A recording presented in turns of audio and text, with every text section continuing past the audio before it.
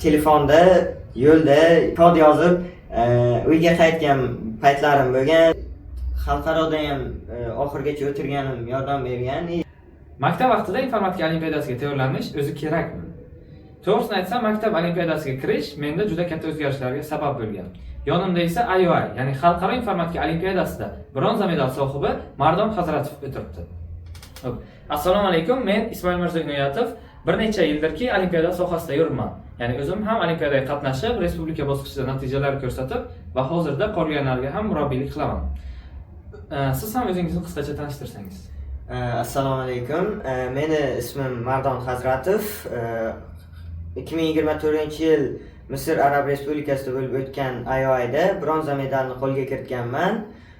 Bu sohada 10-sinfimdan beri shug'ullanaman. Xo'p, hozirda Yangi O'zbekiston universitetida 2-bosqich talabasiman va hozirgacha olgan bilimlarimni ishga kirishdagi intervyular va loyihalarda ishlatib kelyapman. Xo'p, bugun ham keling medal haqida emas, iloji boricha uning ortidagi qiyinchiliklar va sizdan o'tgan mashaqqatlar haqida gaplashib o'tsak. Birinchi savolim, olimpiada degan narsani birinchi marta qayerda eshitgansiz? Xo'p, olimpiada degan narsani men shu 9-sinfimda matematikaga qatnashganman. Xo'p, maktab tumanga qatnashganman. Keyin unda birinchi o'rin olgandan keyin informatikadan ham o'zimni sinab, unda ham o'rin olganman, ikkinchi o'rin bo'lganman tumanda. Keyin viloyat olimpiadasiga chiqqandan keyin xo'p, bir kunda bo'lgani uchun men matematikani tanlaganman shu 9-sinfimda. Matematikada yaxshi natija ko'rsata olmaganim uchun va keyin informatikani savollarini ko'rib qanchalik o'zimga mosligini bilib informatikaga o'tishga qaror qilganman va 10-sinfdan beri informatika olimpiadasida qatnashib kelyapman. Demak, siz oldindan dasturlashni bilgansiz. Ha. 8-sinfda o'rganganmisiz? Ha, 8-sinfdan boshlab o'rganganman. Python boshlaganman va 10-sinfda saralashdan o'tgandan keyin C++ da bo'lishini bilib, keyin C++ o'rganishni boshlaganman. Endi boshlaganingizda kuningiz qanday o'tardi? Xo'p, boshlaganda maktabga borardim. Informatika xonasida bizga joy qilib berishgan. O'sha yerda o'tirib masala ishlardik. Bir ikkita sinfdoshim ham bor edi, qatnashadigan. O'shalar bilan birga suhbatlashib, birga ishlardik. Demak, endi boshlagan vaqtingizda baribir nima qilishni bilmagansiz, to'g'rimi? Masalan, men o'zim ham endi boshlagan vaqtimda qiynalganman. Masalan, boshida faqat dasturlashni o'zini o'rganish kerak deb o'ylaganman. Dasturlash Pythonni masalan chuqurroq o'rganishga harakat qilganman. Ravakan testda masala ishlashga harakat qilganman. Ya'ni shu kabi turli xil narsalarga vaqtim o'tib ketgan. Sizda ham baribir shunaqa narsa bo'lgandir. Ha, albatta bo'lgan. Bunaqa narsalar bo'ladi ham. Endi to'g'ri yo'lni topish uchun ko'proq networking qilish kerak. To'g'ri, yaxshi biladiganlar bilan. Xo'p, olimpiadaga o'zi qachon kirgansiz va nima uchun aynan matematikadan informatikaga o'tgansiz? Faqat qiziqarli bo'lganligi uchun? Yo'q, shu aytganimdek, shu 10-sinfda 9-sinfda matematikadan yaxshi qatnasha olmaganim uchun informatikaga qiziqib ketganman. 9-sinfda lekin kirishib tayyorlanmaganman, shunchaki boshlang'ich bir ikkita narsalarni o'rganganman. 10-sinfda keyin olimpiada bo'lishini bilib, shu yaqin orada olimpiada bo'ladi, intensiv tayyorlanganmiz. Endi ko'pchilik uchun javobi shok bo'lishi mumkin bo'lgan savolga o'tsak. Siz shaharda yaxshi o'quv markazlarida kuchli so'zlar bilan shug'ullanganmisiz? Yo'q, aytganimdek shu maktabda sinfdoshlarim bilan birga qatnashib yurganmiz. Savollarim bo'lsa, onlayn CP communitylar bo'lgan, o'shalardan so'rab o'rganib ketganman.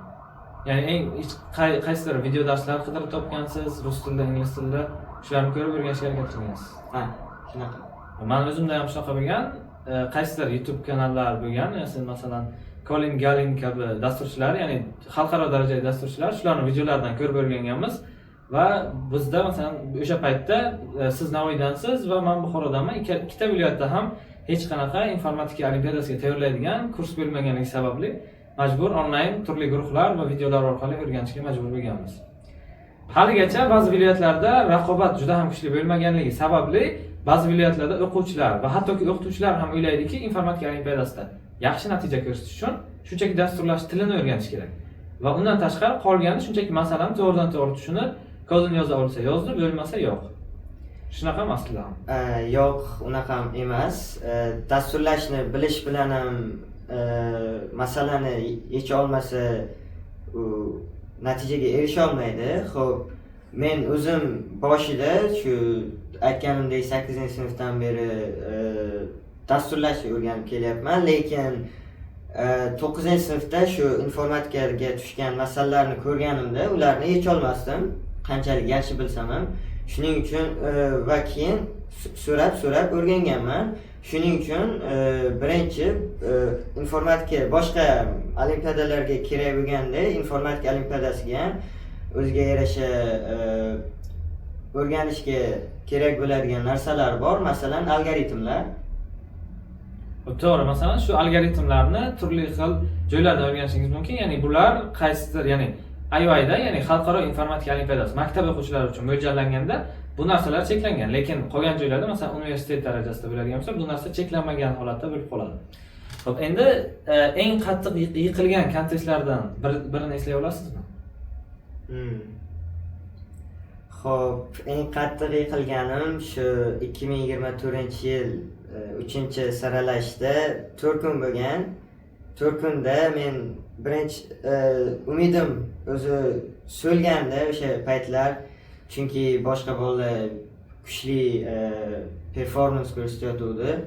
Xo'p, keyin men birinchi, ikkinchi kunlar shunchaki yaxshi yecha olmaganman, bilmadim, qandaydir hayajon bo'lganmi va birinchi, ikkinchi kunlar 9-o'ringa tushib ketganman. Keyin menimcha bundan yomoni bo'lmagan, lekin 3-4 kun o'zimga kelib olib 4-o'ringa chiqqanman. Demak, shu vaqtda sizni qaysidir ma'noda competitive programming, ya'ni shu sport dasturlash tashlab yuborganingiz kelmaganmi? Kelganim, o'sha aytganimdek saralashdan oldin bolalarning performansini ko'rib, boshqa bolalarni o'sha tayyorlanganim ham kelmay qolgan. To'g'risi, shu 1-2 haftami, 3 hafta oldin nimadan oldin, saralashdan oldin umuman tayyorlanmagan. Esimda ikkinchi kun tugagandan keyin xonaga kelgan vaqtingizda men 5-o'rinda edim, siz 9-o'rinda edingiz va Real Madrid comeback qilishiga ishonsam ham o'zimni comeback qilishimga ishonmayman degan gapni aytganingiz hali ham esimda. Lekin ertasi kuni 3-kunda 4-o'ringa chiqib ketgandingiz. Xo'p, o'sha saralashdan keyin, o'sha saralashdan men o'tmagandim, o'sha saralashdan keyin o'sha CP ni tashlab yuborish xayoli menda ham kelgan. Ya'ni o'sha saralash bo'lib o'tgandan keyin 4talikka kira olmaganman. Xo'p, shundan keyin taxminan 2 yoki 3 oy davomida CP bilan shug'ullanmaganman. Ya'ni to'liqligicha CP dan vaqtincha chiqib turganman. Ya'ni CP shu sport dasturlash sohasidan, ya'ni informatika olimpiadalaridan vaqtincha chiqib turganman. Lekin yana qaytadan kirganman. Ya'ni chunki saralashlar boshlangan va hali ham o'sha vaqtida hech bo'lmasa kirib ulgurgan ekanman. Shu respublika olimpiadasida yana qaytadan natija ko'rsatishga ulgurdim keyingi. Xo'p. Endi olimpiadani faqatgina medal tomonidan emas, umuman olganda boshqa biror xil foydalari bormi? Ya'ni tasavvur qilinglar, qaysidir o'quvchi bor va yaxshi natijalar ko'rsatishi mumkin edi, shunchaki unga omad yetishmay qolsa yoki kimdan, ya'ni tasavvur qilinglar, bitta sinf kesimida 4 ta kuchli o'quvchi bo'lsa, faqatgina 3 tasi natija olishi mumkin. Respublika olimpiadasi yoki o'sha xalqaroda ham cheklangan sondagi o'quvchilar chiqadi. Lekin qolgan kuchli o'quvchilarda ham fikrlashda yoki boshqa xil qismlarda qanaqadir foydalar bo'ladi. Masalan, sizda fikrlash tarzingizda qanaqadir o'zgarish bo'lganmi? Albatta yordam bergan menga. Xo'p, shu fikrlashim ancha oshgan va matematik jihatdan ham ancha kuchayib ketganman. Masalan deylik, men universitetga kelganimda boshlang'ich fanlar matematikadan ulardan qiynalmaganman umuman. Xo'p, dasturlashdan ham bo'ladigan kurslarda ham hozircha qiynalayotganim yo'q. Buning sababi albatta olimpiadaga tayyorlanishimdan deb o'ylayman. Umuman olganda o'zi mana shu informatika olimpiadasiga tayyorlanish yoki o'zi umuman olganda menimcha informatika, matematika va fizika fanlari uchun amal qilsa kerak. Endi boshqa olimpiadalar haqida tasavvurim yo'q. Xo'p, mana shu olimpiadalarda problem solving, ya'ni muammoni hal qilish yoki analitik fikrlash qobiliyatlari juda ham rivojlanadi. Va bu skill, ya'ni mana shu qobiliyat uchala sohada ham birdek qo'llanilgani sababli bittasida rivojlanish, qolganlarda ham rivojlanishga sabab bo'ladi. Xo'p, endi mana shu 5 soatlik kontestlarda endi bilamiz, ana shu xalqaro saralashlar va o'zingiz qatnashgan mana shu Misrdagi xalqaro informatika olimpiadasi ham 5 soatli kontestdan tashkil topgan.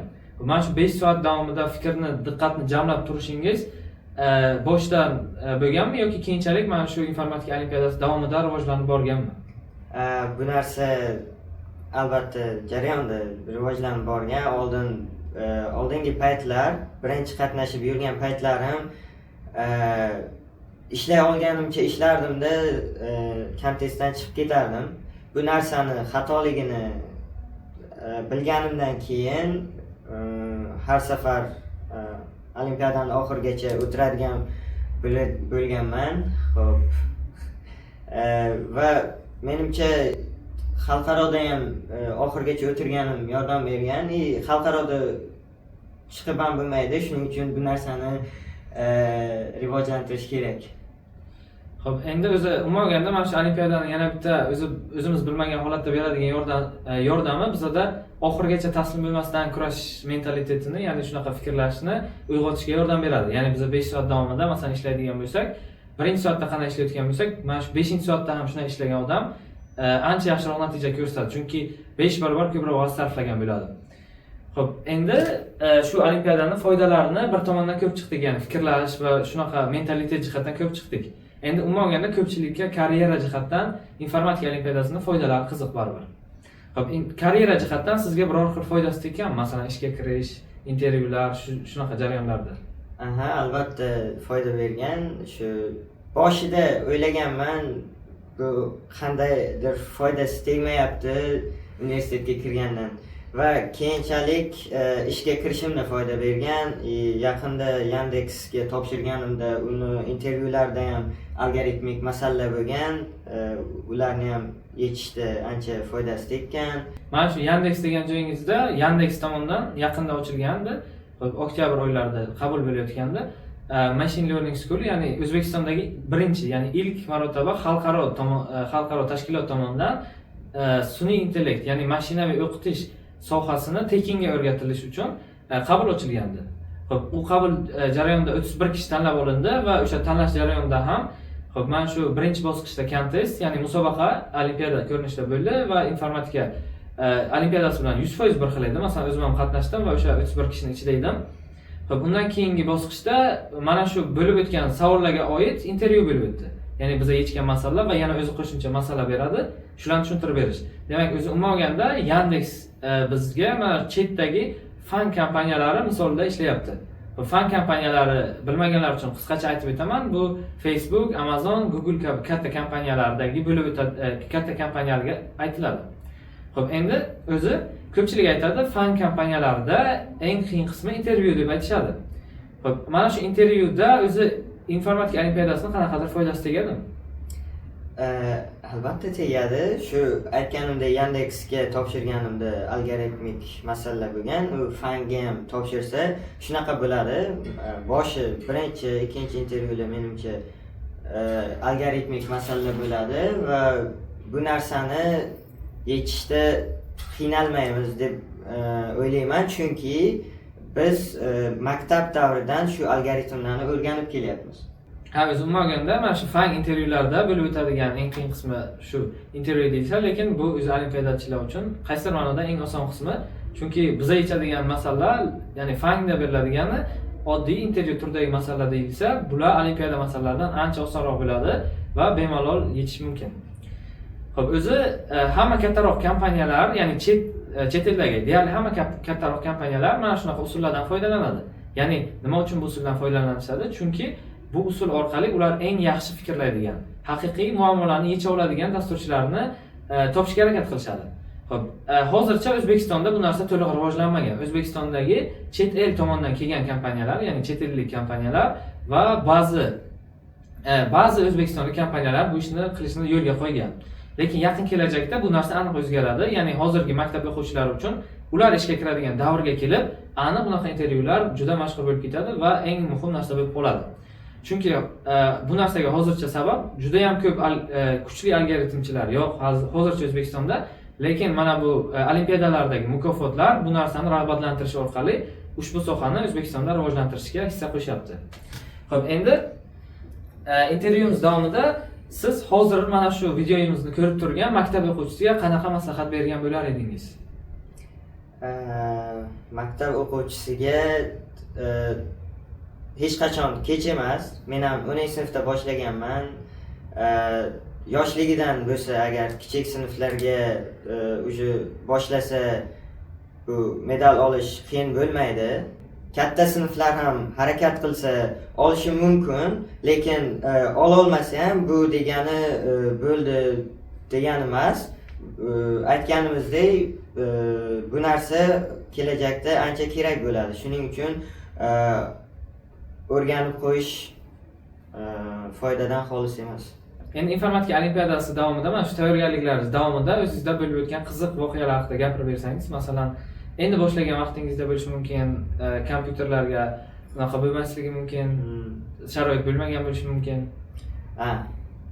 Bu narsa juda ta'sirli savol. Chunki men 10-sinfda boshlaganimda o'zimni shaxsiy notebook'im bo'lmagan.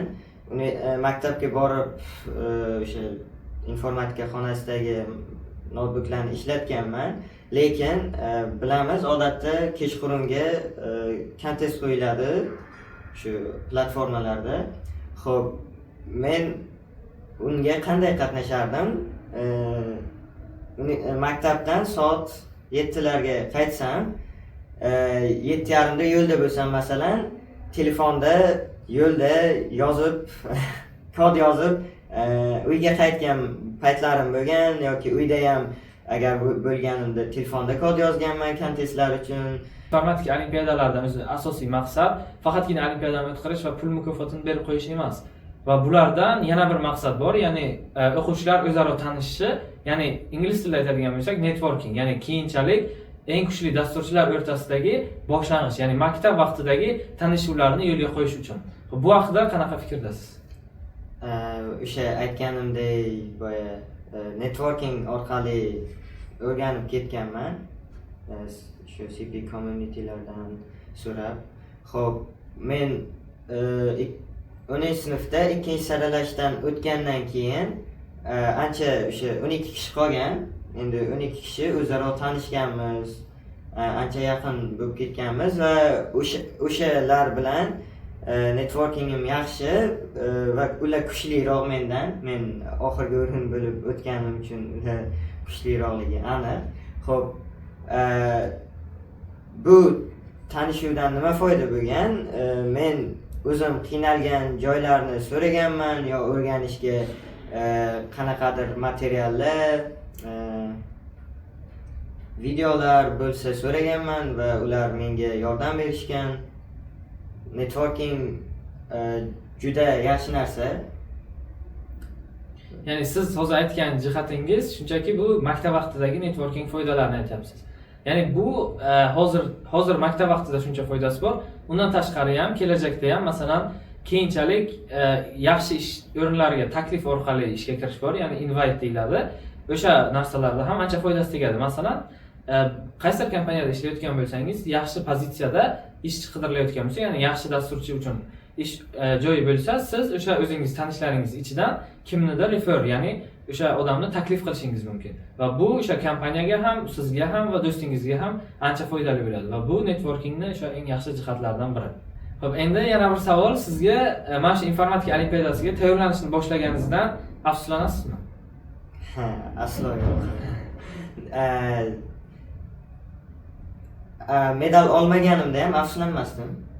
Nimaga? Chunki meni fikrlash doiram ancha o'sib ketdi bu olimpiadaga kirganimdan keyin. Masalan, agar shu olimpiadaga kirmaganimda bu yoqda o'tirmagan bo'lishim mumkin edi va shu dasturlashda aytilgandek networkingim uncha ko'p bo'lmasdi. Dasturlashda o'sishim baribir qiyin bo'lardi va o'sha aytilgandek intervyularga tayyorlanish uchun baribir universitetda algoritmlarni o'rganardim. Shuning uchun maktabda o'rganganim juda foydali bo'lgan. Xo'sh, endi ko'pchilik masalan sizda informatika olimpiadasiga tayyorlanmoqchi bo'lsa yoki sizday menday bo'lsa, agar biza masalan ikkalamiz ham boshida nima qilishni bilmaganmiz, boshida ancha vaqt toki mana shu kerakli odamlarni topgancha, o'sha topganimizdan keyin ham to'g'ridan-to'g'ri foydali ishlar qilmaganmiz har doim ham. Nima qilishni aniqlashtirishga yoki qayerdan o'rganishni aniqlashtirishga juda ko'p vaqtimiz ketib qolgan. Ya'ni bizning asosiy vaqtimiz mana shu resurslarni topish, yig'ish, mana shunaqa narsalar bilan o'tib ketgan. Xo'sh, endi haqiqiy tanlov. Hamma bilan birga oddiy yo'l bilan ketish ham mumkin. Ya'ni random IT kurslari, yuzaki bilimlar olib, keyin bozorga chiqqandan keyin sizga o'xshagan millionta shunaqa odam borligini ko'rishingiz mumkin. Yoki 1-2 yil olimpiadada chiniqib, miyangizni rivojlantirib, ya'ni mana shu algoritmlar sohasida rivojlanib, keyinchalik mana shu sohaga kirish imkoniyatingiz bor. Xo'p, endi mana shu olimpiadaning foydalarini gaplashib o'tdik. Endi agar siz mana shu videoni ko'rib turgan 7 yoki 7-sinfdan 11-sinfgacha bo'lgan o'quvchi yoki umuman olganda maktab o'quvchisi bo'lsangiz, sizda qaysidir mana shu yuqori darajaga chiqa olaman degan narsa bo'lsa, demak bu video sizga shunchaki chiqib qolmagan yoki bu videoni shunchaki ko'rib turganingiz yo'q. Bu juda ham aniq signal. Hozir boshlamasangiz aniq kech bo'ladi. Chunki keyinchalik faqatgina afsuslanishingiz mumkin. Nimadan? Erta boshlamaganingizdan yoki umuman boshlamaganingizdan. Xo'p, hozirda ko'pchilik yoshlar, maktab o'quvchilari o'zining vaqtini qanaqadir usulda onlayn daromad qilishni o'rganishga sarflaydi. Ya'ni men ham qaysidir vaqtimda shunaqa narsalarga o'tkazib qo'yganman. Xo'p, endi bu narsa o'zi aslida sizlarning vaqtlaringizni isrof va vaqtlaringizni ham agar qanaqadir nimadir sotib oladigan bo'lsangiz, bu pullaringizni ham isrof. Xo'p, endi maktab vaqtida sizdagi o'zi eng kuchli jihatingiz, ya'ni bizga nisbatan eng kuchli jihatingiz, sizda vaqt bor va energiya bor. Ya'ni to'liq miyangizni faqat shu bitta narsaga sarflashingiz mumkin. Bu vaqtni bekor o'tkazmasdan olimpiadaga tayyorlanishingiz va hattoki yaxshi natija ko'rsatsangiz 1 milliard so'mgacha, ya'ni $80,000 dan oshiq pul ham yutib olishingiz mumkin. Ya'ni bu narsa o'zi faqat bitta olimpiada o'zidan. Endi ko'pchilik kelajakda kim bo'lishi hozir qilayotgan ishlariga umuman aloqasi yo'q deb o'ylaydi. Lekin aslida bunaqa emas. Hozir nima qilsangiz, kelajakda mana shu ishlaringizning natijasiga erishasiz. Ya'ni siz orzularingizga emas, hozir qilayotgan ishlaringizning natijasiga erishasiz. Hali ham informatika olimpiadasi men uchun emas degan gaplar bilan o'zingizni aldashingiz yoki boradigan kurslarim ko'p deb bemalol baholar qilishingiz mumkin. Lekin tanlov o'z qo'lingizda. Men ham boshlaganimda Prezident maktabida o'qib turganman. O'sha yerda IELTS, SAT va A-level sertifikatlarini tayyorlanish vaqtida informatika olimpiadasida tayyorlanganman. Ya'ni vaqt sizning qo'lingizda va bemalol kerak narsa uchun vaqt yarata olasiz. Agar informatika olimpiadasiga tayyorlanmoqchi bo'lsangiz, CP jamiyati Telegram guruhi orqali siz har hafta yoki har 2 haftalarda bir bo'ladigan kontestlarga bepul qo'shilishingiz va ularning tahlillaridan ancha ko'p narsani o'rganishingiz, boshqa olimpiadachilar bilan tanishishingiz mumkin. Lekin agar siz jiddiy tayyorlanmoqchi bo'lsangiz va vaqtingizni, resurslarni qidirish kabi befoyda, ya'ni biz sarflagan narsalarga sarflamasdan to'g'ridan-to'g'ri yaxshi natija ko'rsatmoqchi bo'lsangiz, sizga Algoritm akademiyasi kurslariga qo'shilish imkoniyati mavjud. Yaqinda ochilganligiga qaramasdan o'quvchilarimiz viloyat olimpiadalarida bir nechta viloyatlarda 1 va 2 o'rinlarni egallashdi. Xalqaro olimpiadasiga saralashning birinchi bosqichini o'zidayoq 5 ta o'quvchimiz keyingi bosqichga o'tdi. Yanvar oyidan yangi guruhlar qabuli ochiladi va sizda bu imkoniyatdan foydalanib qolishingiz mumkin.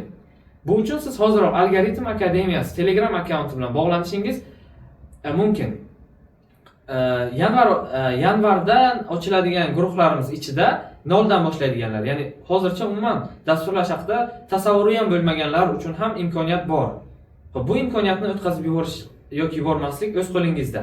Ko'pchilik yangi yildan boshlayman yoki yanvar oyida ekan kurs kabi bahonalar bilan keyinroq yozaman degan xayol o'tib qoladi ko'pchilikda. Bu xayol hozir o'tib qolishini siz o'zingiz saqlab qolishingiz mumkin. Chunki agar bu xayol o'tadigan bo'lsa, baribir siz bu videoni shunchaki o'tkazib yuborasiz va keyinchalik bu kurs borligi ham, informatika olimpiadasi borligi ham bizni kimligimiz ham esingizdan chiqib ketadi. Xo'p, bunaqa imkoniyatni o'tkazib yubormaslik uchun hoziroq Algoritm akademiyasi Telegram akkaunti bilan bog'laning va biz sizga qolganini tushuntirib beramiz. Sizga ham ulashgan tajribalaringiz va fikrlaringiz uchun rahmat. Rahmat.